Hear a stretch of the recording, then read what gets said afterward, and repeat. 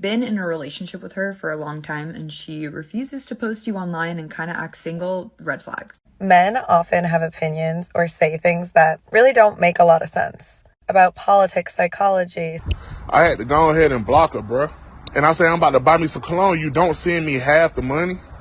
How the 4B movement so brutally shatters this certain type of man's fantasy that he could just get his passport and move to some country in the East where women haven't been polluted by like Western ideas.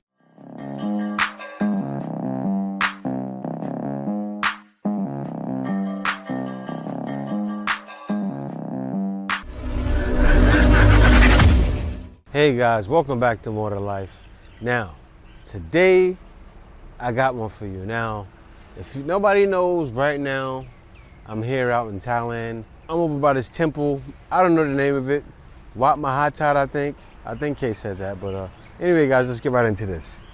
Red flags in girls: if she's over the age of like 25, but she's at a club multiple times a week, red flag. If she's gotten with your homies, red flag. If her Instagram page looks like she's in a new country every single week and you can tell it's definitely not for work, red flag. If you've been in a relationship with her for a long time and she refuses to post you online and kind of acts single, red flag. If they still keep in contact with guys that they've been intimate with or guys that they have dated, that is a red flag. If she's on a private jet every weekend to a new city or country, yeah, red flag. Like and comment for part 2. Bye. Of course, guys already know these things are red flag. But if you're a guy and you don't know, this is your problem. There are different ways to sell your soul in today's world. Woman who sleeps with 300 people a year reveals the cruel hate men give her online, and she's complaining about the trolls that she's getting and the guys commenting on her lifestyle. So there's two ways to look at this. The first way is, yeah, us men are like, nah, we don't want that type of girl. That's fair. We have our standards. She can do whatever she wants. But there's another side to this. Other reasons that guys give so much hate and trolling to stuff like this is because we're sick of it being promoted. Even not for our own dating prospects. I have nieces. I have younger female cousins in my life. I have women that I care about that I don't want to see stuff like this all around, praising women for sleeping with 300 men a year. Damn!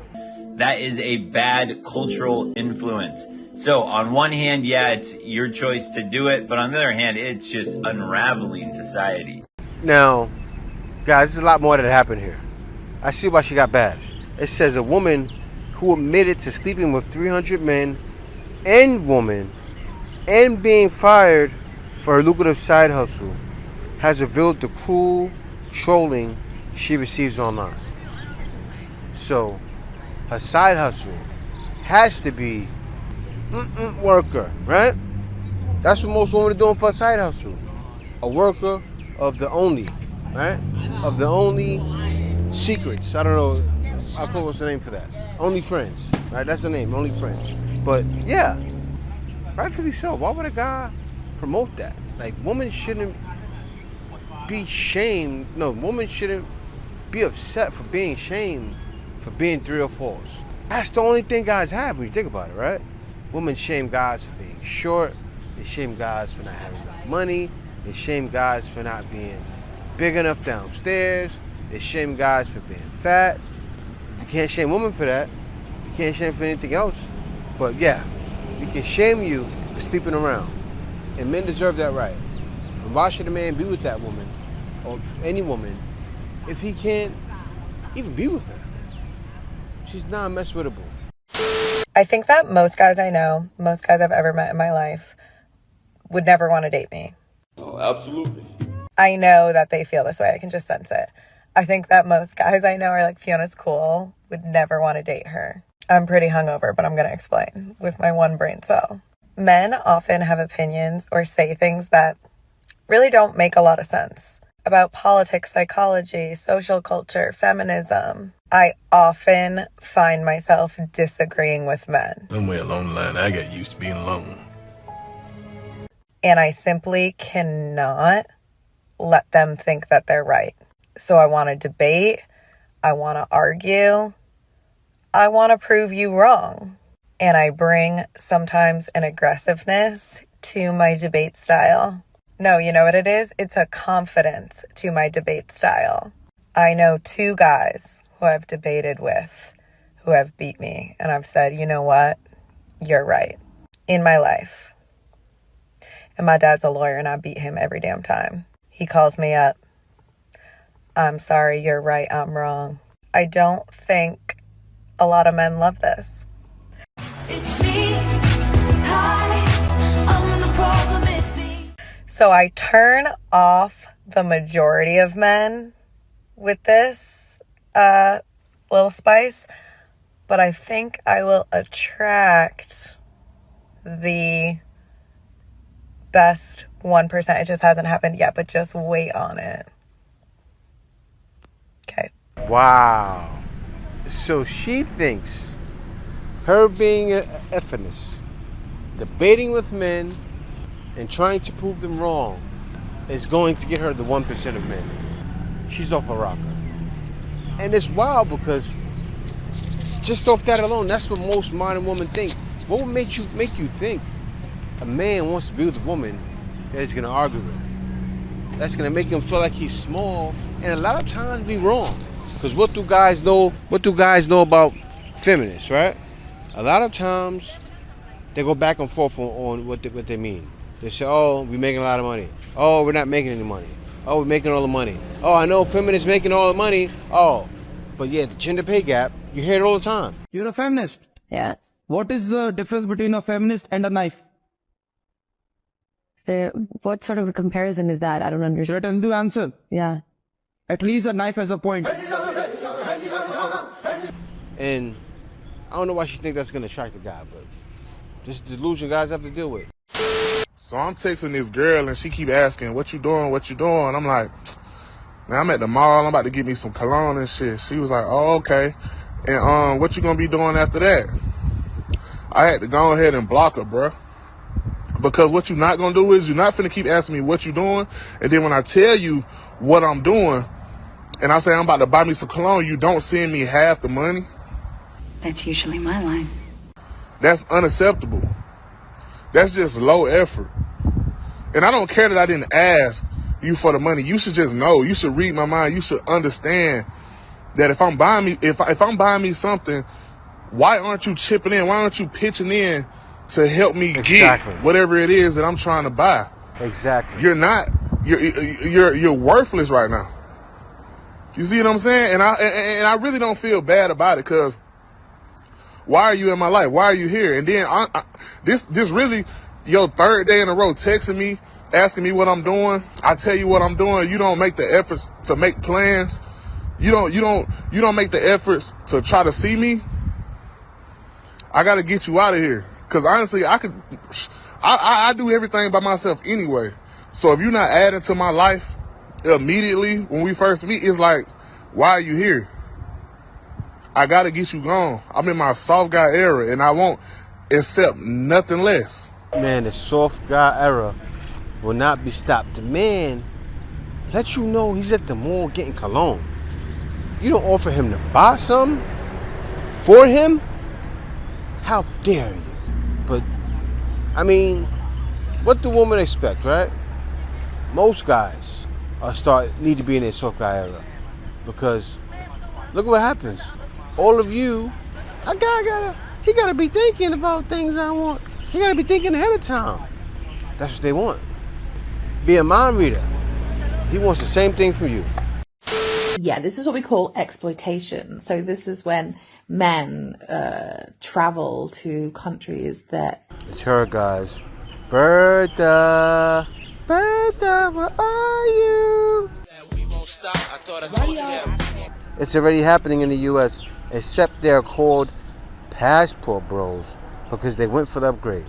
We're looking at you, Bertha. I think guys definitely went for the upgrade. And big body witch, you must be very careful. What I tell you about a lot of these women, these modern women, they're witches. Be careful, y'all. That have economic disparity, and then use their financial self or use the possibility of bettering the woman's life in some way to get what they want. That's called exploitation. So what you're saying is that they're struggling to exploit women in the country that they live in now, so they're going to other countries to exploit women in different and new ways, but always actually the same old way, really, isn't it? Let's be fair. Same thing, different toilet.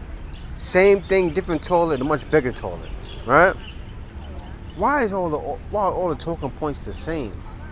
You see more and more and more bashing guys with the same rhetoric that has been proven wrong already.